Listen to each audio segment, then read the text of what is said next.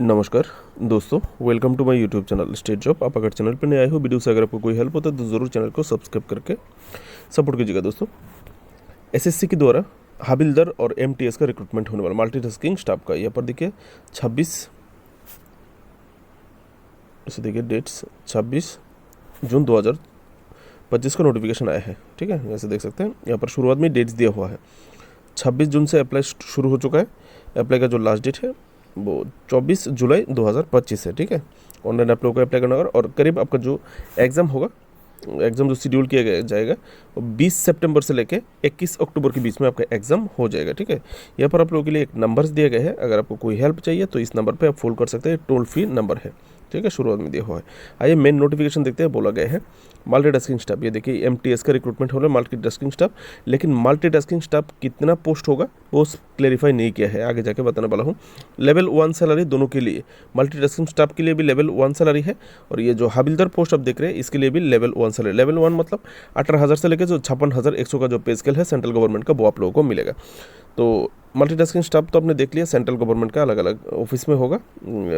Group C non gazetted post है। ठीक है, और यहाँ पर देखिए जो हाबिलदार का पोस्ट है वो कहाँ पर होने वाला है, वो दो पार्टिकुलर डिपार्टमेंट पे होने वाला। नॉन गेजेटेड कहाँ पर होगा? Central board of indirect taxes and customs, जिसको CBIC बोलते हैं, यहाँ पर होगा। And central bureau of narcotics, ये दो जगह के लिए ये हाबिलदार का रिक्रूटमेंट होने वाला है। तो बहुत सारी पोस्ट है हाबिलदार के लिए। चलिए वैकेंसी देख लेते हैं। यहाँ पर देखिए एमटीएस का बोला है वैकेंसी बीइंग कलेक्टेड, मतलब वैकेंसी अभी तक स्पेसिफाई नहीं किया गया है, वो कलेक्ट कर रहे हैं कितना वैकेंसी है, आगे जाकर आप लोगों को मालूम पड़ जाएगा, आप अप्लाई कर लीजिएगा। ठीक है, और हाबिलदार के लिए देख सकते हैं यहाँ पर जो वैकेंसी है आपने देखा ये 1075 पोस्ट है हाबिलदार के लिए। ठीक है, तो अब time to time official website देख लीजिएगा तो आपको ये कितना एमटीएस का पोस्ट है मिल जाएगा। अब फिलहाल अप्लाई कर दीजिए। यहाँ से क्राइटेरिया देखते हैं। दोस्तों, ये जो एमटीएस का ये है पोस्ट है, इसके लिए सिर्फ एग्जाम होगा और हाबिलदार पोस्ट के लिए एग्जाम भी देना होगा और फिजिकल स्टैंडर्ड भी है। फिजिकल स्टैंडर्ड एकदम नॉर्मल है, कोई भी पास कर सकता है। ठीक है, आसानी से, बिल्कुल आसानी से पास कर सकते हैं, एकदम नॉर्मल फिजिकल फिटनेस मांगा गया है। ठीक है, ऐसे रिजर्वेशन देखिए, रिजर्वेशन जो है यहाँ पर टोटल अपने वैकेंसी देख लिया, जैसे कि हाबिलदार का 1075 पोस्ट है, लेकिन किस कास्ट के लिए कितना है नहीं बोला गया। यहाँ पर बोला है गवर्नमेंट रूल के हिसाब से, सेंट्रल गवर्नमेंट के रूल के हिसाब से जिस कास्ट के लिए जितना रिजर्वेशन है नौकरी में, आप अपना अपना परसेंटेज निकाल लीजिएगा। सोचो, मैं उदाहरण के तौर पे बोल रहा हूँ, अगर सोचो कि एससी के लिए 40%, जनरल के लिए 27%, तो आप अपना अपना टोटल जो वैकेंसी है उसका परसेंटेज निकाल लीजिएगा, तो आपका पोस्ट निकल आएगा कितना पोस्ट है आप लोगों के लिए। इस प्रकार से आप लोग निकाल लीजिएगा, आपका हिस्सेदारी कितना है वो आप देख लीजिएगा। इसमें मैं थोड़ा हिसाब मेरे पास नहीं है तो उल्टा सीधा बोलने की कोई ज़रूरत नहीं है, तो आप लोग कैलकुलेट करके निकाल लीजिएगा। नेशनलिटी कौन कौन अप्लाई कर सकते हैं? ऑल इंडियन कैंडिडेट अप्लाई कर सकते हैं। ठीक है, सेंट्रल गवर्नमेंट की नौकरी है, कोई भी अप्लाई कर सकते हैं। और आपका जो एज कैलकुलेट किया जाएगा 1 अगस्त 2025 के अनुसार आपका एज कैलकुलेट किया जाएगा। तो इसके हिसाब से आपका एज क्या होना चाहिए? जो एमटीएस पोस्ट के लिए अप्लाई करेगा तो आपको 18 से लेकर 25 साल होना चाहिए जनरल यूआर कैटेगरी के लिए। ठीक है, रिजर्व कैटेगरी के लिए रिलैक्सेशन नीचे है आ रहा हो।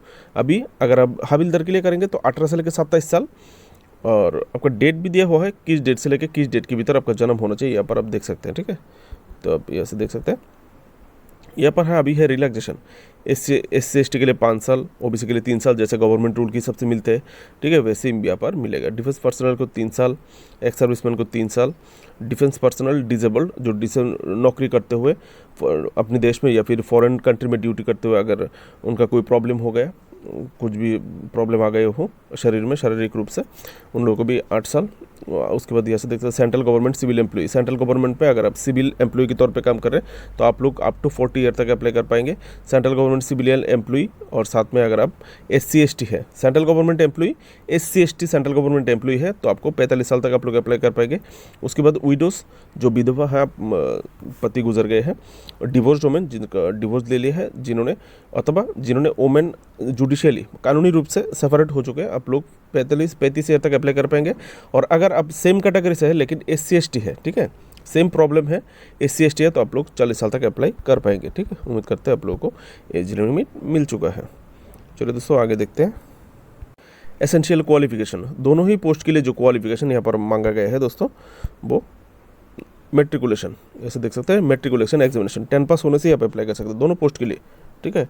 10 पास होने से आप अप्लाई कर पाएंगे। 10 पास से ऊपर भी है तो भी आप अप्लाई कर पाएंगे, लेकिन मिनिमम जो 10 पास सर्टिफिकेट है वो आपको प्रोवाइड करना पड़ेगा जब आप अप्लाई करेंगे, ठीक है, याद रखिएगा। उसके बाद दोस्तों कैसे अप्लाई करेंगे, हाउ टू अप्लाई, कैसे आप अप्लाई करेंगे, यहाँ पर दिया हुआ ऑफिशियल जो वेबसाइट है ssc.gov.in।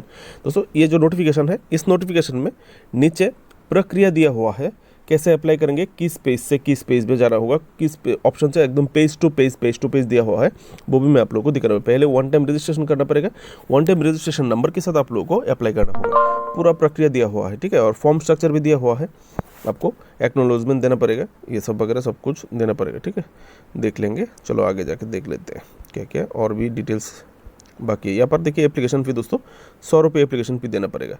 अगर आप SC ST PWD कैंडिडेट है डिसेबल्ड तो आप लोग को नहीं देना पड़ेगा, एग्जम्प्टेड मतलब नहीं देना पड़ेगा, आप लोग को बोला गया है। उसके बाद दोस्तों विंडो फॉर करेक्शन, अगर आपको एप्लीकेशन फॉर्म फिलअप के दौरान गलती हो जाता है तो आप उसको करेक्शन करना चाहते हैं तो आपको 29 जुलाई से लेकर 31 जुलाई 3 दिन मिलेगा, 29, 30, 31 3 दिन आपको मिलेगा। और अगर आप करेक्शन करेंगे तो करेक्शन फ़ी के हिसाब से आपको 200 रुपये 500 रुपया देना हो सकता है, ठीक है। वो किस कास्ट को कितना देना होगा, किस प्रकार से, वो देख लेना आप लोग। एग्जाम सेंटर, यहाँ पर आप लोगों के लिए एग्जाम सेंटर दिया हुआ है पेज नंबर 16 पे। ये 87 पेज का नोटिफिकेशन है, तो पेज नंबर 16 में आपके लिए एग्जाम सेंटर रखा गया है।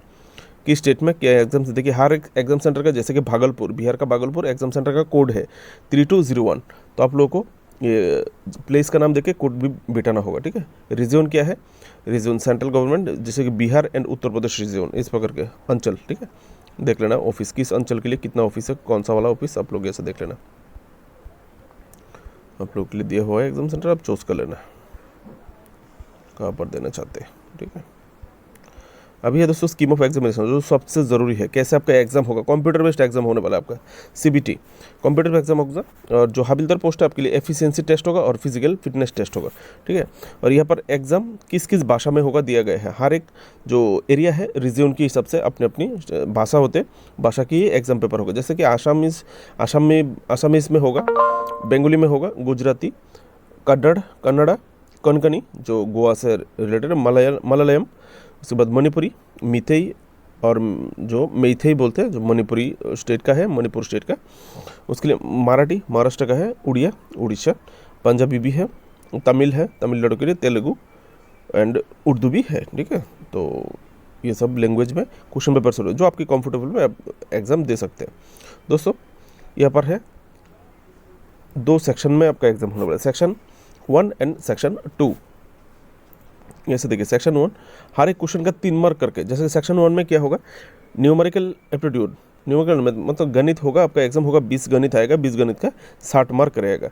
उसके बाद रीजनिंग एबिलिटी, इसमें भी 20 रीजनिंग आएगा, 60 मार्क, तो टोटल यहाँ पर 120 मार्क है।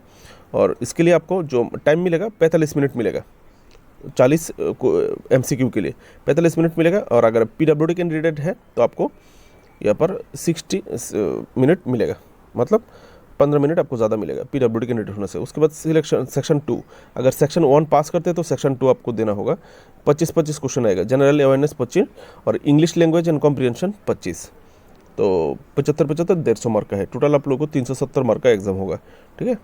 इसमें भी 45 मिनट मिलेगा और PWD कैंडिडेट होने से 60 मिनट मिलेगा। ऐसे देखिए दोस्तों बोला गया है ये दोनों ही एग्जाम एक ही दिन में होने वाला है, section 1 and section 2 on the same day and both the session will be mandatory, ऐसे देख सकते हैं, ठीक है।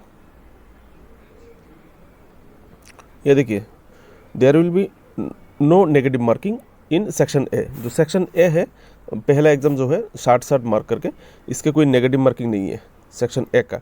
लेकिन सेक्शन जो दूसरा सेक्शन जो है 25 क्वेश्चन का, इसके लिए किंतु नेगेटिव मार्किंग है, ये वाला आप देख सकते हैं। यह है सेक्शन बी, इसके लिए नेगेटिव मार्किंग है और इसके लिए नेगेटिव मार्किंग नहीं है, ठीक है। तो आप देख सकते हैं ऐसे।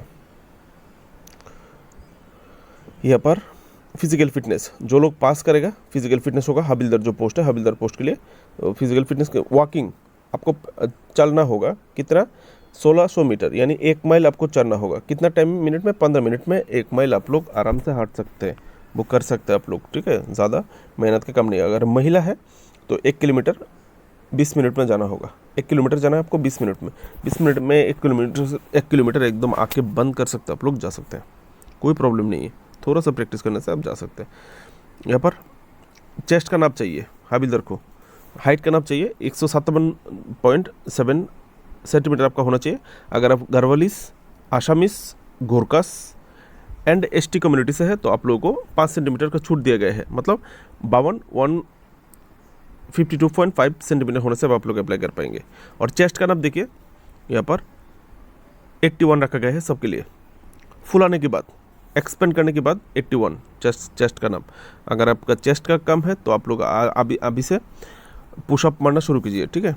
डेली 10, 15, 20 सेट पुशअप मारिए, आपका चेस्ट आ जाएगा। और ज़्यादा से ज़्यादा पुलअप्स मारिएगा तो बगल के नीचे का जो हिस्सा है बॉडी का वो थोड़ा फैल जाता है, ठीक है। तो जब आपको फीते से नापेगा तो साइड से भी आपका हेल्प आएगा, ठीक है। सिर्फ छाती भराने से नहीं होगा, साइड भी भराना पड़ता है। तो ज़्यादा पुलअप्स मारने से आपका साइड बढ़ जाएगा 1-2 महीने में। उसके बाद अब ऐसे देख सकते हैं महिलाओं के लिए जो क्या क्राइटेरिया दिया गया है। महिलाओं के लिए 152 सेंटीमीटर, और अगर आप गरवालिस, आसामीस, गोरखा और ट्राइबल कम्युनिटी से है तो 2.5 सेंटीमीटर आपको छूट दिया गया है, जैसे कि 149.5 होने से आप अप्लाई कर पाएंगे। और आप लोगों के लिए चेस्ट की नाप की ज़रूरत नहीं है। महिलाओं के लिए आपका वजन मांगा गया है बॉडी का 48 किलो आपका कम से कम होना चाहिए। अगर आप आसामीस, गरवालिस, गोरखा एंड एसटी है तो आपको 2 किलो कम होगा, मतलब 46 किलो आपका होना ही चाहिए। तो मिल चुका है आप लोगों को ये वाला पार्ट। अब देखते हैं और क्या बचा है आप लोगों के लिए।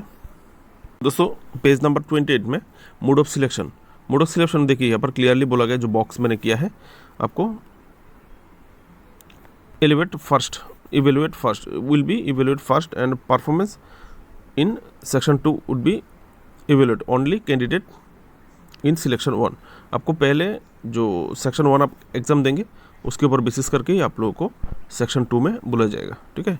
मूल्यांकन कीजिए। इवेलुएट का मतलब होता है मूल्यांकन करना, आप किस प्रकार का कैंडिडेट है आपके मार्क्स के ऊपर आपको नापा जाएगा, जांच किया जाएगा, ठीक है। उसके हिसाब से आपको क्वालिफाइंग जैसे कि यहाँ पर क्वालिफाइंग मार्क दिया गया है। यूआर के लिए 30 पाना होगा, तो पहला एग्ज़ाम 120 मार्क का, 120 मार्क का 30% आपको निकाल लीजिएगा, ठीक है।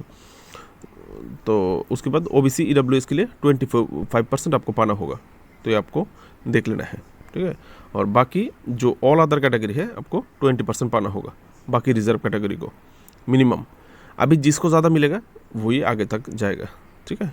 इसका मतलब ये जो परसेंटेज दिया गया है ये मिनिमम पास मार्क रखा गया है क्राइटेरिया। इसका मतलब ये नहीं आपको ये मिलने से नौकरी मिल जाएगा, ऐसा नहीं है, ठीक है। इतना कम से नहीं मिलेगा, ऑल इंडिया बेसिस नौकरी है, आपको बहुत पढ़ना होगा।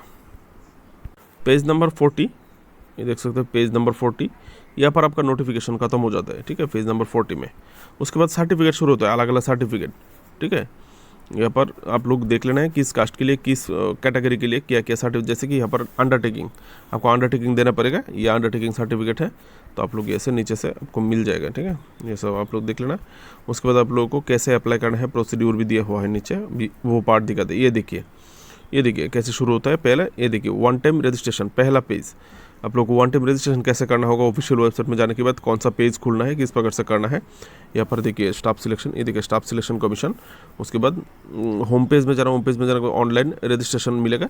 उसके बाद आप लोगों को जाना है, यहाँ पे जब क्लिक करेंगे तो पेज कैसे खुलेगा, एक के बाद एक यहाँ पर आप लोगों के लिए दिया हुआ है, ठीक है। ऑनलाइन रजिस्ट्रेशन नंबर का, जो रजिस्ट्रेशन कंप्लीट होने के बाद जो नंबर मिलेगा उसके साथ आप लोगों को बाद में अप्लाई करना होगा, ठीक है। यहाँ पर रजिस्ट्रेशन का प्रक्रिया गया है, देखिए यहाँ पर है। अभी है पार्ट 2, अभी है ऑनलाइन एप्लीकेशन फॉर्म, वो कैसे भरेंगे आप, ठीक है। वो यहाँ पर प्रक्रिया दिया हुआ है, आप लोगों को यहाँ से लेके आपको कैसे करना है। यहाँ पर देखिए, ये देखिए यहाँ से शुरू होता है आपका ऑनलाइन अप्लाई का जो पर्सनल डिटेल आप भरेंगे। पर्सनल डिटेल ये फॉर्म है, यहाँ पर पूरा डिटेल्स आपका भरना है। देखिए पूरा दिया हुआ है कि कौन सा कलम है, आपको ये कलम भर के आप लोगों को किस प्रकार से सबमिट करना है, एजुकेशनल क्वालिफिकेशन कैसे देना है, दिया हुआ है। तो आप लोग देख लीजिएगा, कर लीजिएगा।